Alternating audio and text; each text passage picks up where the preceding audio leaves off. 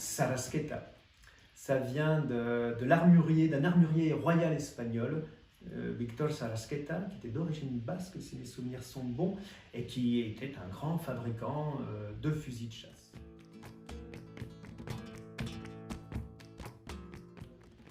C'est une poursuite, en gros.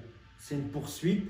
C'est tout simplement l'histoire d'un homme qui, après avoir travaillé au champ, à la terre, donc travail dur, surtout dans les années 30, en montagne, donc la terre est extirpée à la montagne, décide, comme chaque jour presque, de se donner un moment de chasse. Ça se faisait beaucoup.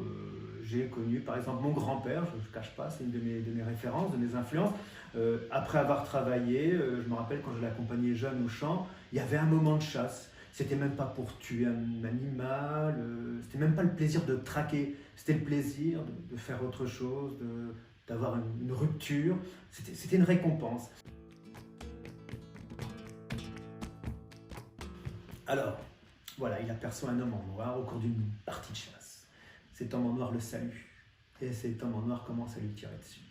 Et cet homme en noir l'oblige à suivre un parcours bien précis, l'oblige à s'abandonner à lui. Et on se rend compte que cet homme en noir a un côté totalement ambivalent, très déstabilisant peut-être, parce que c'est quelqu'un qui, au demeurant, se tient toujours à la même distance, le salue amicalement, mais il lui tire dessus.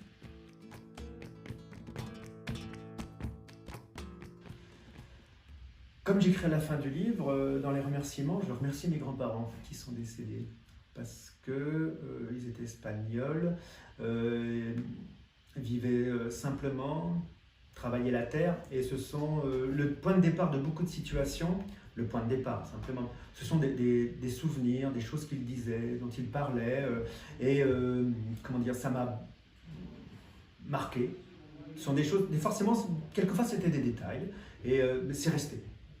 Et je me suis dit, et pourquoi pas écrire un texte qui ne leur rendrait pas hommage, c'est pas ça, mais qui s'inscrirait dans ces lieux, avec tout ce que me racontait mon grand-père sur la chasse, tout ce que me racontait ma grand-mère sur la dictature, sur la difficulté de vivre, la dureté de ces années, la dureté de la société, la dureté entre les gens, la prégnance du catholicisme, le qu'en dira-t-on, le regard de l'autre, toutes ces choses, ouais, c'est vrai, moi je m'en rappelle un peu, et surtout parce qu'ils me disaient justement mes grands-parents.